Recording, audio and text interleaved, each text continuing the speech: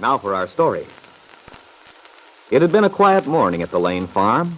Aunt Mary and Lefty were in Huntsville at the city hall, where Bill Meade was suing for custody of the child he believed to be his own. After they left, Peggy Douglas had wandered around the house restlessly, unable to concentrate on her usual tasks. But the day was pleasant and sunshiny, and Randy was out working in the orchard. And so at noon, Aunt Mary's niece decided to make a lunch of sandwiches and milk and bring it outside to him. Now her cousin leans back luxuriously against his favorite apple tree and smiles contentedly. Oh, this is a wonderful idea, Peggy. Oh, I'm glad you approve. I thought it would be a nice change. You know I've always liked picnics. Remember the ones we used to have down by the river in the summertime? Mm-hmm. Jane was sure a whiz at putting together a good feed. Yes, she used to love doing it. Jane talks about those days a lot. Yeah. Haven't seen much of Jane lately. What's she up to? Oh, she's pretty busy. She's had her schoolwork all winter, and then she always helps Mrs. Plummer around the house and with the younger kids. Have another sandwich, Randy? Will I? I'm glad you know how to make a sandwich a man likes. One you can sink your teeth into. Most women make those little wafer things a guy takes care of in one bite. Yeah. Yeah, those are certainly wonderful times we had in the old days when we were kids. Mm-hmm. I'll never forget the day you slipped and fell in down by the swimming hole. You were all dressed up, remember? Gosh, the look on your face just before you started to cry. Well, it was on Sunday, just after church. I had on a new dress. And were you mad at us? Because we all laughed our heads off. Yeah, but you did look funny. Like a little wet kitten with your curls all sticking to your head. And a big streak of mud on your cheek. Did Mom give me a real going over later for teasing you? Aunt Mary always stood up for me. No wonder. You were a cute little girl, Peggy. So chubby and round, with those big eyes and long curls. I was a heel to tease you. Will you accept my belated apologies now? Of course, Randy. Oh, that was all such a long time ago, anyway. Oh, not so awfully long. Well, it seems ages to me. Sometimes I wish we could go back. Everything was so simple in those days. Growing up is... well, it isn't so easy. Well, maybe not easy. But there's a lot of satisfaction just the same. I'm not sure I'd want to be a kid again. Do you really think you would, if you had a chance? Hey, come back here. What, Randy? What did you say? What's the matter, kid? You haven't been listening at all. I'm sorry, Randy. I was just thinking. Yeah, that's pretty obvious. And whatever you were thinking didn't make you very happy either. Well, I think I know what's on your mind, Peggy. Oh, don't pay any attention to me. I'm just feeling sort of low. Don't you want to talk about it? It won't do any good, Randy. Besides, why should I bother you with my troubles? Because I've got a nice big shoulder just made for you to lean on. And nothing makes me as proud as for you to use it once in a while. Don't you want to take advantage of my offer? Money refunded if not entirely satisfied. Well, if anybody could make me feel better, you could. That's a lot better. I was afraid my reputation as Mr. Fix-It was slipping. Oh, no, you're always lots of comfort. But... You're thinking of Bill's trial, aren't you? Well... Come on now, confess. Yes, I am, Randy. I haven't been able to think of anything else all morning. I've thought of it a couple of times myself. From what Aunt Mary and Lefty said, I'm so afraid Bill's going to lose. Doesn't look too good so far. But you never can tell. Maybe things are going better today. Oh, I do hope so. It means so much to Bill. Yeah. You see, even though I'm going to marry Nicholas, or maybe because I'm going to, I'd like Bill to have something in his life. Something that really matters to him. And the baby does, that's for sure. Oh, yes, he's terribly fond of him. And he does feel responsible for what happens to him, his future. More credit to him. And if he loses, well, I hate to think of it. Because then he'll have nothing at all. Nothing to give his life meaning. Yeah. Well, don't look at just the dark side of it, Peggy. The trial isn't over yet. No. I keep wondering what's happening over there today. Oh, I suppose McKillop will call on Bill to testify, for one thing. I imagine he will. Oh, poor Bill. He hates it so, too. Well, I think I know how he feels. A guy doesn't like to be airing his woes in public. And that's about what it amounts to. Well, Mom and Lefty went over. They'll give him some moral support, at least. Yes. Oh, look, honey, why don't you go over? I think you want to. Well, I guess I do, in a way. Well, then why don't you? I'm sure it'd make Bill feel a lot better, knowing you were there, pulling for him. Yes, but well, somehow I feel as if I don't belong there. The way things are. And then seeing Kit, Ben Calvert, I'm sort of afraid. Well, you mustn't be. You have a perfect right to be there. You're a friend of Bill's, and that's enough. You're probably right. Of course I am. Now, you run along and make yourself pretty. Make him sit up and take notice. You want me to drive you over in the pickup? Oh, you needn't bother, Randy. I'll drive over alone.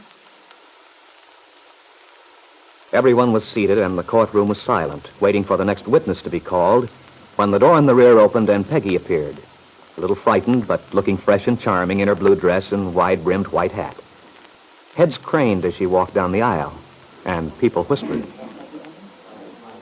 That's Peggy Douglas. That's Peggy Douglas, Mary Lane's niece. Wonder what Kit Calvert's thinking, seeing her here. She has as much right as anyone else. Yes, but after everything that's happened. You mean because she was engaged to Bill Meade before he married the Calvert girl? Of course.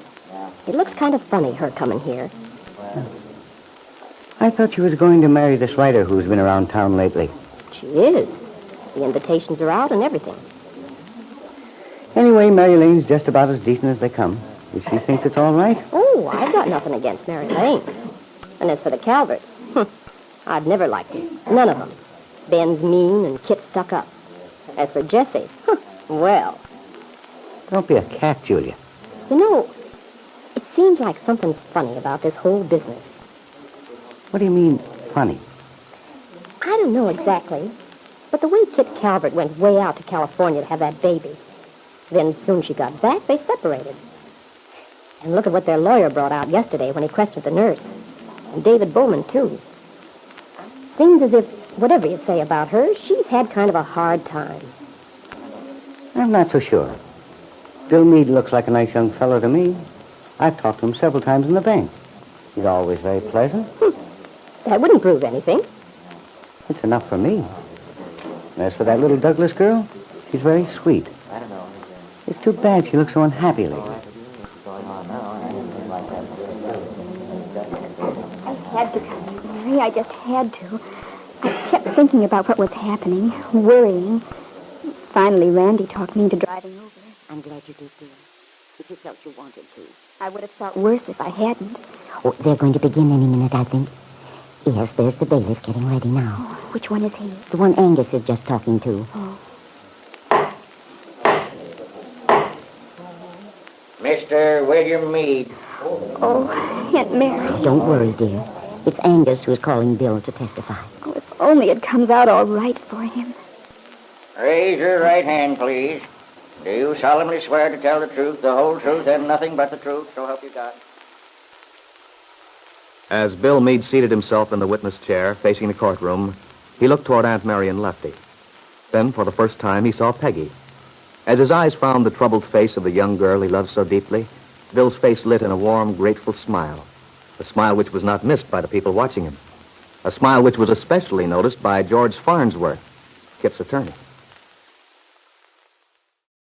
Now for our story. In the courtroom of Judge Hiram Willoughby in Huntsville, the case of Meade versus Calvert was in its second day. The suit for custody of the child Kit had brought back with her from California and presented to her husband and her father as her own was of utmost importance in the lives of many of those present. To Ben Calvert, his daughter Kit, and to Jessie, his wife, the outcome would symbolize either victory or humiliation. To Aunt Mary and Lefty and to Aunt Mary's niece, Peggy Douglas, the decision of the judge was equally important.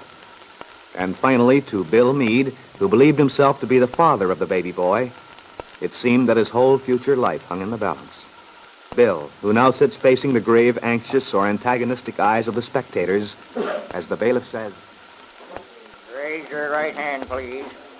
Do you solemnly swear to tell the truth, the whole truth, and nothing but the truth, so help you God? I do. Are you ready to proceed, Mr. McKillop? Thank you, Your Honor. Don't be looking so worried, lad. Just a few little questions. Now then, your name, please. Bill Meade, sir. Your occupation? Why, I work at the bank, the Wakefield Trust and Savings for Mr. Bowman. And what is the nature of your work at the bank, please? I handle the farm loans and investments. I see. This is a position of considerable responsibility, is it not? Why, yes, I guess you could say it is. In other words, it is necessary for you to gauge the integrity and business honesty of your clients who apply for loans. And you must have an insight into the everyday problems of people, how they think and feel. Now, Mr. Meade, how long have you known Mr. Ben Calvert, Miss Calvert's father? Why, I met him shortly after I met Kit, my ex-wife. That was a couple of years ago. A couple of years ago. And during that period, prior to your marriage to Mr. Calvert's daughter, and during the course of that marriage, would you say that you got to know Mr. Calvert fairly well? Yes, I would. You had many discussions with him, discussions which revealed his philosophy of life, his approach to business dealings, as well as his attitude towards his fellow man? Oh, yes. You see, I object, Your Honor. Mr. Meade's opinion regarding his father-in-law has nothing to do with why we're here. I say these opinions are inadmissible as evidence. On the contrary, I submit that these opinions are the utmost concern to us here, since they relate to the question we have to decide. The custody of the child. The future that child will have. The court upholds the opinion of the attorney for the plaintiff. The question of the infant's environment is valid for our consideration. You may proceed, Mr. McKillop. Thank you, Your Honor. Now, Mr. Meade, have you ever heard Mr. Ben Calvert utter in your presence a statement of his beliefs which might be considered prejudicial to the future of the young child, should this child be brought up under the influence of a similar belief? Yes, I have, Mr. McKillop. Many times. Now, let me ask you this. During the period of your marriage to your wife, in your day-to-day living, were you aware that your wife's own philosophy of life was at all influenced by that of her father? Oh, yes. Yes, I'd say that Kit's attitude was very much influenced by her early environment. And another thing. Are you acquainted with a woman by the name of Louise Thorndyke? Yes, she was my son's nurse. Until recently. Now, did you ever talk to Miss Thorndyke regarding the care and treatment of your son in the Calvert home? Especially in regard to your wife's attitude toward the child? Yes, I did, several times. Mr. Meade, I'd like you to tell the court in your own words the impression you gathered from the statements made by Miss Thorndyke on the occasions when you discussed your son's welfare with her. Well, the main thing which worried her was the fact that the baby, my son, lacked for affection and love. She told me that even a young child that age notices the difference, and of course as they get older, it's even much more important for a child to have a feeling of security in the love of his parents. Miss Thorndyke seemed to feel that my wife wasn't interested in the child. Didn't care anything about I object. This is no gathering for the discussion of child psychology or the airing of the views of witnesses who have already been discredited in this court as being prejudiced and, in fact, on the verge of mental illness due to frustrations and jealousy, as this woman was revealed in the questioning which took place yesterday. Objection sustained. There is a reasonable doubt concerning the witness under discussion. You may proceed, Mr. McKillop. Very well. Now, Mr. Lee, I'd like to go back. I'd like to return to the night some months ago when your wife returned from California with your infant son. I just want to ask you one question. Did you or did you not at that time ask your wife to go with you to the home you had provided for her and your child? Yes, I did. The night she returned. You asked your wife to return home with you. And what was her answer? She refused. In other words, you were deprived of your rightful position as regards your child. Deprived of a father's prerogative to watch over his son. Because your wife refused to leave her father's home and live with you in your own home. As a natural family should. Is that correct? Yes. Yes, Mr. McKillop, that is correct. That will be all, thank you. Your witness, Mr. Farnsworth. Mr. Farnsworth, do you wish to question the witness? I most certainly do, Your Honor. My worthy opponent has attempted to make something out of nothing. He's attempted to prove, when there is no proof, that Mr. William Meade is everything a devoted father should be. Well, I propose to let you see that Mr. William Meade has not shown himself to be a devoted father, and that, on the contrary, he has been guilty of actually neglecting the child of whom he pretends to be so fond. I object to the word pretends as a slur on the honor and integrity of my client. Objection sustained. Clerk, strike from the record of whom he pretends to be so fond. You may proceed, Mr. Farnsworth. Mr. Meade, you live in the town of Wakefield, do you not? Yes, I do. What is your address there? I live at the Wakefield Auto Court. How many rooms do you occupy, if you please? Why, there's just one room and a kitchen and bath. One room. You live in one room. And yet you have the audacity, the complete irresponsibility to ask for the custody of your child? A child who since birth has been accustomed to the utmost in luxury and comfort, who lives in a nursery especially prepared for him, who... I object. Objection overruled. The question of physical environment is pertinent and admissible as evidence. Proceed. You work at the Wakefield Trust and Savings Bank, Mr. Meade, is that correct? Yes, I just said so a few minutes ago. Please, Mr. Meade, just answer the questions. We're not interested in hearing your comments on the questions put to you. What's your salary, Mr. Meade? My salary? Oh, I mean, I'd rather not... What's the matter, Mr. Meade? Are you ashamed of your salary? Because you know that the stipend David Bowman pays you is insufficient to support your son, to give him the care that I he... object. Objection sustained. Very well. You refuse to give us the exact sum you earn. I'll tell you this. I make an adequate wage. An adequate wage, you say? Adequate for what, may I ask? Enough to rent a miserable, squalid one-room apartment in the Wakefield Auto Court, into which, if you were, by some travesty of... well, that is, by some stroke of fate, granted custody of your child, you propose to bring him? To rear him without a mother's love? Or the security provided by a generous grandfather? Is that what you mean by adequate, Mr. Meade?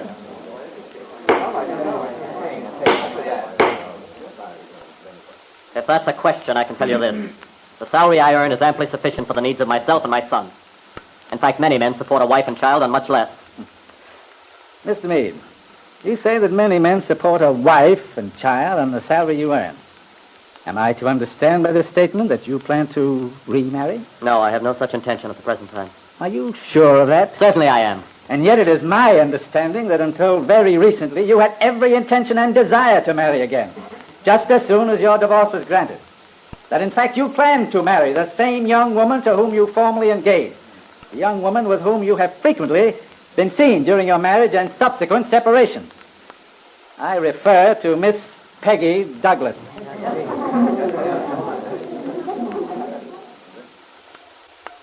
At these insolent words from the attorney, a deep red flushed Bill Meade's face, a flush of anger and embarrassment which was reflected on the face of the young girl, Peggy Douglas, who drew closer to her aunt, clutching Aunt Mary's gloved hand tightly for reassurance and comfort. Now for our story. The suit through which Bill Meade hoped to obtain custody of his baby son was in its second day. Angus McKillop, Bill's attorney, had called as witnesses Kit Calvert's uncle, David Bowman, the child's nurse, Louise Thorndike, and Lucy, the frightened old woman who had been the housekeeper in the Calvert home for many years. But Farnsworth, the Chicago attorney who was handling Kit's case, had managed to cast doubts upon the testimony of each of these witnesses during his own cross-examination of them. Now, Bill Meade himself is being cross-examined by Farnsworth and anxiously watched by Aunt Mary and her niece Peggy Douglas, who today has come to court for the first time. Mr. Meade, you say that many men support a wife and child on the salary you earn. Am I to understand by this statement that you plan to remarry? No, I have no such intention at the present time. At the present time? You mean you plan to remarry at some time in the future, but not right away. Is that what you want us to believe? I mean just what I said. I do not intend to remarry. Are you sure of that? Certainly I am. And yet, Mr. Meade, it is my understanding that until recently, you definitely did intend to marry again, just as soon as your divorce was granted. That, in fact, you planned to marry the same young woman to whom you were formerly engaged, the young woman with whom you have frequently been seen since your marriage and subsequent separation. I refer to Miss Peggy Douglas. I object. The question is immaterial. Your Honor, the question is immaterial only if the future of the child is immaterial. We're here to determine who shall have custody of an infant. Certainly the child's environment will be affected by the woman, if any, who presides over the home, the woman who can feed him or not feed him, as she chooses, who can clothe him or neglect to clothe him, who can love him or not love him. Objection. Objection overruled. If it can be demonstrated to the court's satisfaction that Mr. Meade does indeed plan to remarry, the testimony is admissible. Thank you, Your Honor. You may proceed. Now then, Mr. Meade, you stated a moment ago that you do not intend, that you are not planning to remarry. Do you wish to retract that statement? No, I don't. It's true. Now then, tell the court this. Have you had any such plan at any time since your wife was granted a divorce from you? No. You mean to say you had no intention or desire to remarry? I said I had no intention at the present time. I see. Not at the present time. That is to say that you did have such a plan, but it was abandoned. No. But you just I said... never had a plan. That's what I mean. Oh. No, it's the word plan you object to. Suppose we substitute the word desire. Suppose, in fact, we say it this way. Did you, at any time since your wife was granted a divorce, have a desire to remarry? Well, yes. You did. Now we're getting somewhere. You had a wish, a desire to remarry. Is that true? Yes. But you never got to the point of making plans for the marriage. No. Well, why, if you had the desire, did the plans never materialize? We never got to that stage. We talked and... But you discussed the possibility. Isn't that so? Yes. In other words, you asked the young woman to marry you. Yes. And she refused? Yes. Why did she refuse? I can't answer that. Was it because she didn't love you? Not exactly. Now, what do you mean by not exactly? She must have told you whether she loved you or not. Did she tell you? Yes. And what was her answer? She said she couldn't marry me. Answer that question, please. Did she tell you she loved you? Yes. But she refused to marry you? Yes. Did she give you a reason? Yes, but this has nothing to do with Mr. Meade, you heard the judge a minute ago. He stated that your testimony is entirely pertinent to this case. After all, you're asking custody of your son. It's my contention that your plans in regard to the home you might make for that child have a bearing on this case. I contend that you plan to marry Miss Peggy Douglas, who is known to dislike your former wife. I contend that Miss Douglas recently announced her engagement to another man for one purpose only, as a smokescreen, to obscure the fact that it was her relationship with you which was responsible for the broken marriage of William and Catherine Meade. Why, you a breakup which Miss Douglas had consistently wished to achieve. Don't watch yourself.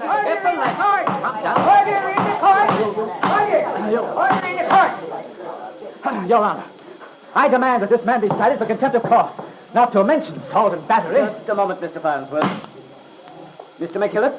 Your Honor, this is most regrettable. Your client has committed a grave error. I'm terribly sorry, Judge Willoughby. I've lost my head. The things he was saying... One moment, Mr. Meade. It is possible that there may be extenuating circumstances for your behavior.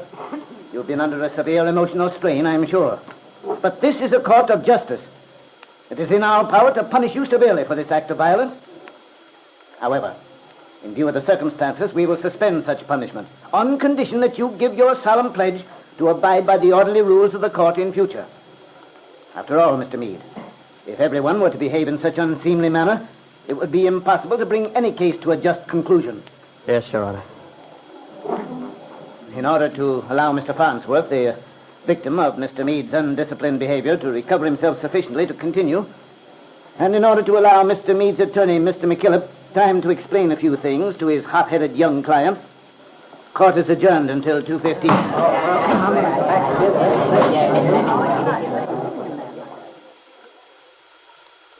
Silent. You threw the fat in the fire, now do to it.